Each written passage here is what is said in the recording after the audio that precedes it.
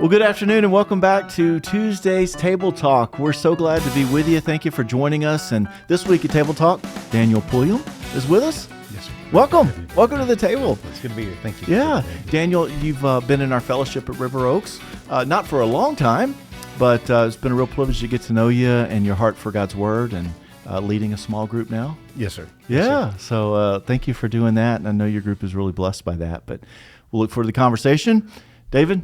Good to be back. Yeah, Good welcome back. Thank you for the message on Sunday. My pleasure. We're in Luke 16, Right. And this is part 9 of the third section of our study on certainty. We only have one more week to go. Wow. As Jesus has continued to ramp up or ratchet up the intensity of his message, and today we have one we call money management. But it's much more than that, and it's probably as challenging, at least by feedback from some of you guys online. And so we're going to get right into it. We're going to just go ahead and read some passages and talk about it, and we look forward to growing alongside with you here at Table Talk. So, Daniel, would you read Luke 16, verses 1 through 7? Yes, sir. That would be great. Now he said to the disciples, there was a rich man who received an accusation that his manager was squandering his possessions. So he called the manager in and asked, "What is this I hear about you? Give an account of your management, because you can no longer be my manager." Then the manager said to himself, "What will I do since my master is taking the management away from me? I'm not strong enough to dig, and I'm ashamed to beg. I know what I'll do, so that when I'm removed from management, people will welcome me into their homes." So he summoned each one of his master's debtors. "How much do you owe my master?" he asked the first one. 100 measures of olive oil, he said. "Take your invoice," he told him. "Sit down quickly and write 50. Next, he asked another, "How much do you owe?" 100 measures of wheat, he said. "Take your invoice," he told him, "and write 80. Okay, I know we're not through this passage all the way yet, but I wanted us to stop before we got to the really challenging part. Just in what we've read so far, what do we make of it that we might not understand today, David? What's going on here? How would you explain that? Well, perhaps the role of the manager, Okay. household manager, steward, sometimes called. Master's the owner. The steward has responsibility for managing the master's affairs. Okay. And collecting the debts from these debtors. Okay. And the guy's been accused of wasting his goods. He's called him to account. He knows he's going to lose his job, so he's negotiating with the debtors to reduce their debts and endear himself to them. Okay. Put him in their favor. Okay. Put himself in favor with them. Why would he be doing that? Why do you think, Daniel, that he would go to these lengths? I mean, once you're fired, why don't he just out the door? I mean, what's the... I think there's life after being fired, so he was making sure he padded his retirement or pension. Yeah. Sort of I'll scratch your back, you scratch mine. Remember me? He was looking toward his future circumstance. Right. Like, okay, Right. I'm had here, but what can I do to make my next season more comfortable or available to me? Right. Sort of looking forward to that. Now let's look at this next few verses, because this is where it really gets confusing sometimes, I think, for all of us the first time through. So, David, would you read verses 8 and 9? Because what's our expectation here? What do we expect the household master to now say about the manager? Well, condemn him. Yeah. Right? Like, Condemn him. Yes. Yeah. Sure. What would you say? Yeah. Yeah. I would not be pleased. Okay. Yeah. Come on, guys. Yeah. Like, yeah. go fix Right. it. Like, I would go recall. He just stole from you, right, on his way out. Surely Jesus is going to say, don't ever be like this man. All right, let's see what he says. Verses 8 and 9. Verse 8, the master commended the dishonest manager for his shrewdness. For the sons of this world are more shrewd in dealing with their own generation than the sons of light. And I tell you, make friends for yourselves by means of unrighteous wealth, so that when it fails, they may receive you into the eternal dwellings. Commended for his shrewdness. Commended for his shrewdness. So, again, we're going to get into some listener questions and some of the conversations we've had, but commended really shrewdness, but it's almost like he's commending his dishonesty. Is that the way to go? I don't think he's commending his dishonesty. Okay. Commending his foresight, his Oh. planning ahead. Okay. Yeah. So in the small group, there was an example that was given, a life example, if I'm going to share it. Please. Someone had talked about when they worked at a food place in the mall, like in the food court, that all the high schoolers that would work there, they would share food among other businesses, or they would know that if I gave you a slice of pizza or some tacos, you worked at the theater, so you would give me free tickets to the theater. And so the idea of understanding from their perspective, they didn't have the money, right, to purchase these things, so they were using their master's wealth in order to pad them, to allow them to do things they needed to do on the weekend. Okay. So I think that shrewdness and the same dishonesty, right? Yeah. Not necessarily trying to commend the dishonesty, but the idea of thinking ahead, this is what I need to get, and I'm going to use my resources at hand in order to obtain that thing for the future. Oh, good example. Looking at that future circumstance. So one of the confusions, I think, when we try to understand this parable, and we'll get to the heart of it here in a moment, but I think there's some confusion on the word shrewd. I was in conversations with several who seem to almost associate shrewdness with dishonesty, but that's not really the definition of shrewdness. What comes to mind? I mean, what is the definition, do you guys, would we say, of being shrewd? Wisdom or discernment. The idea of acting in a way that's going to help me to get my end result. Okay.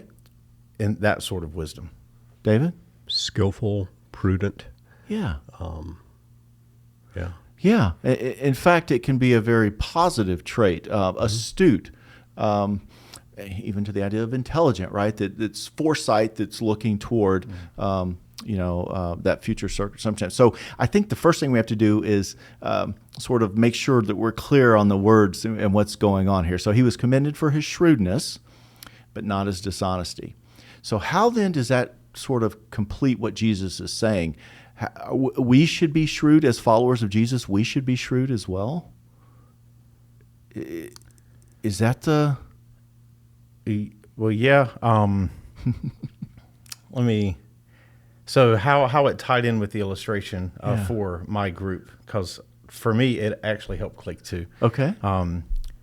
When the shrewdness as stewards, so everything that I would have, I'm trying not to jump ahead of any questions. Yeah, that's the thing too. Yeah. Call me out if I am.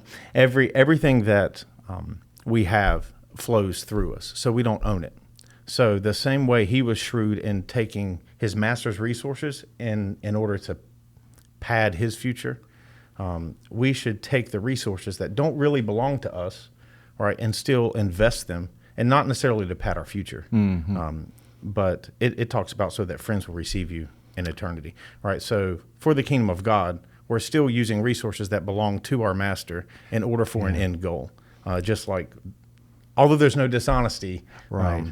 We want to use it that way. In eternal perspective. Right. In how we use our resources, I would say even how we interact with others, how we build our relationships. Right. Really everything about how we live this life has some sort of thought or foresight with an eternal perspective, right? An eternal lens.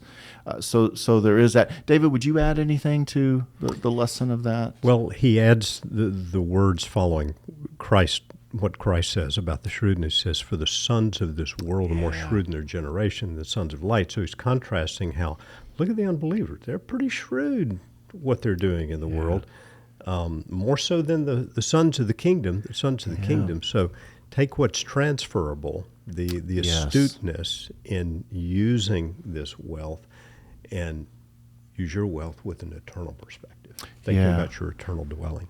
I hear him to a degree. To me, what it speaks to me is that, look, is ironic, right? Those who follow the world, bad motivations, but they end up with good results. Right.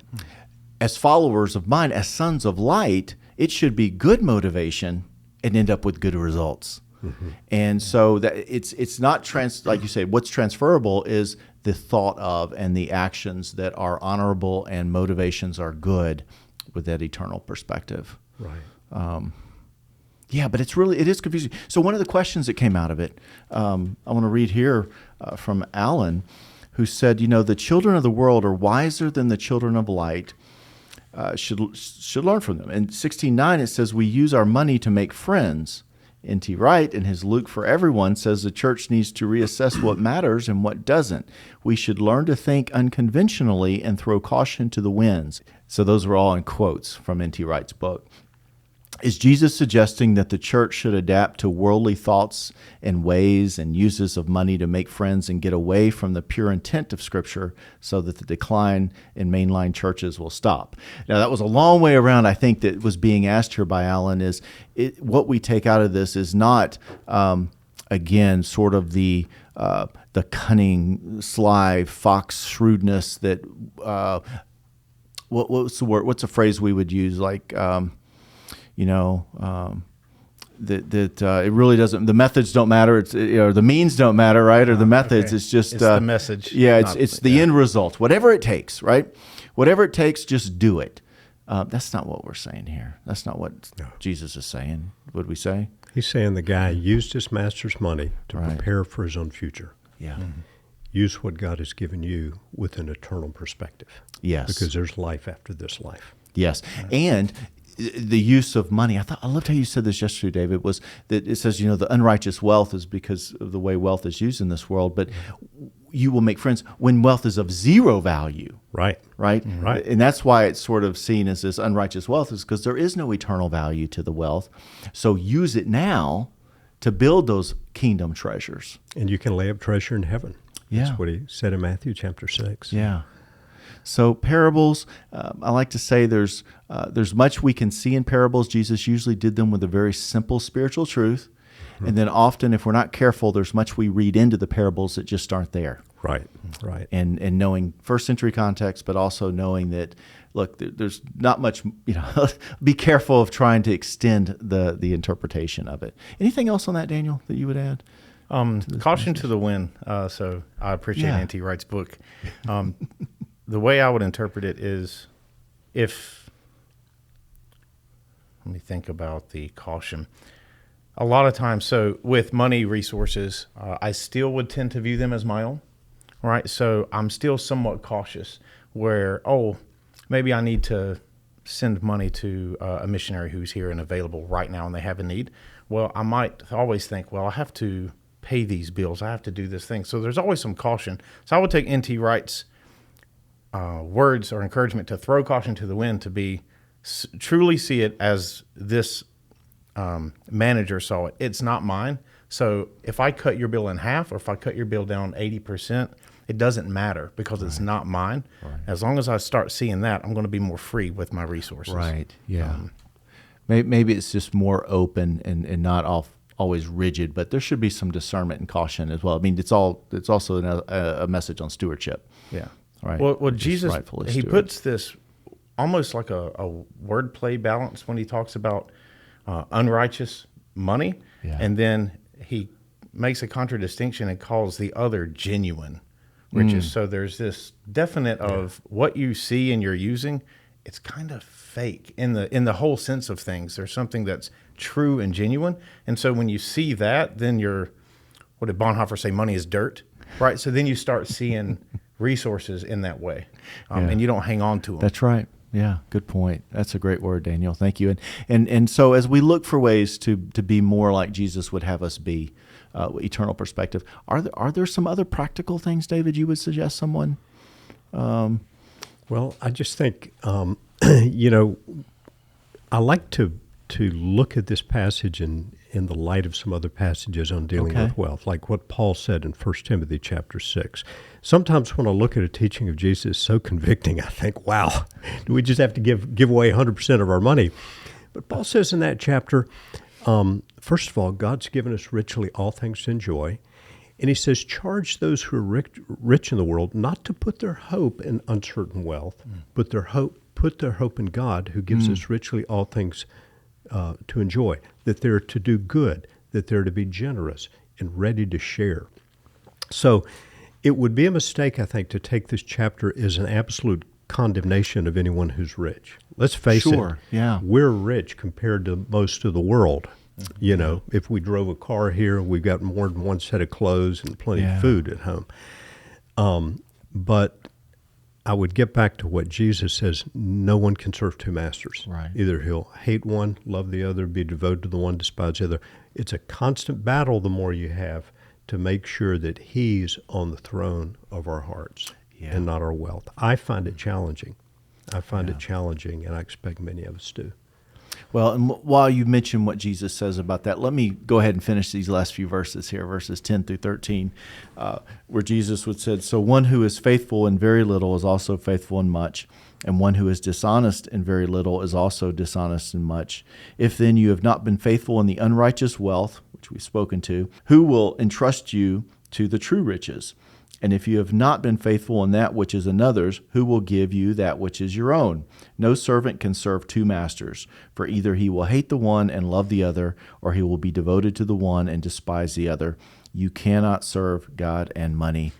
That seems to be the bottom line here in this first parable as well, is really, who are you serving? Like, it's and you used it yesterday. You said because God does not allow us idol worship that is above Him. Right. And that's really what we're doing if we worship money, or money's our master above God.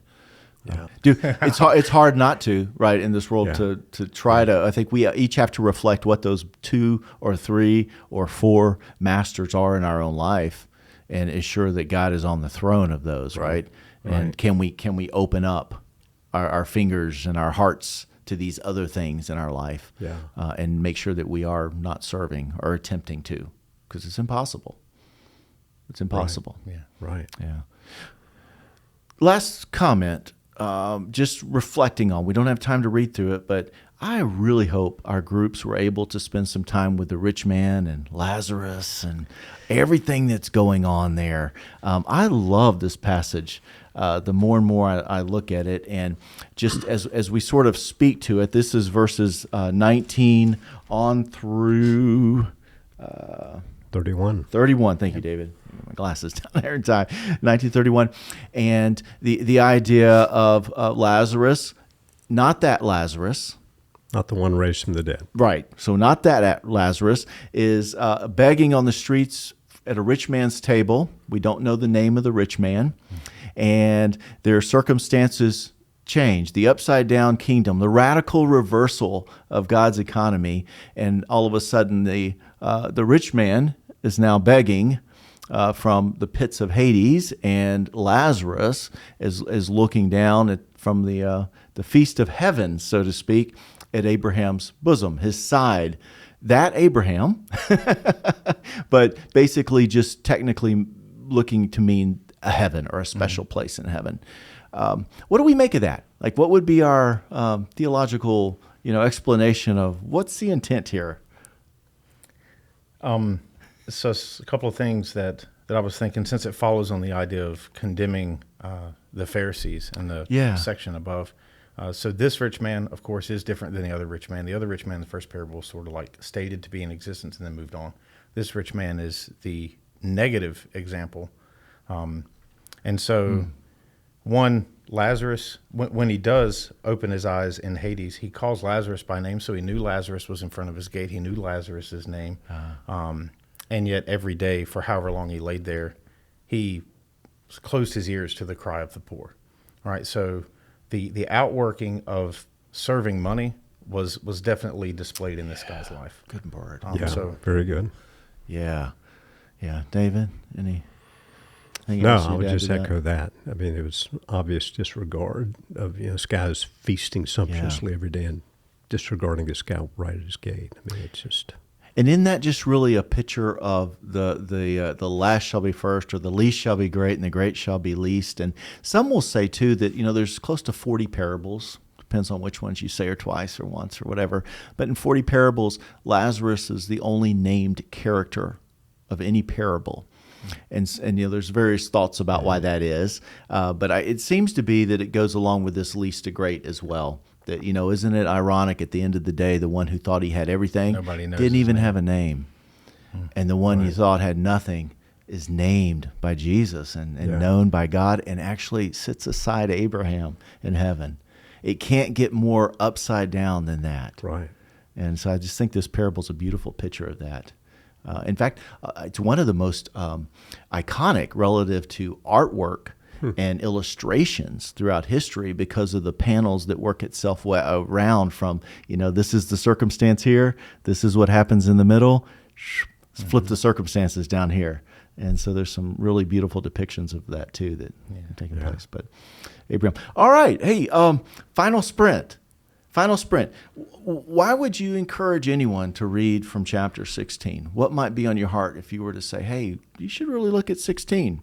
There's something in there for you. For me, it's about perspective.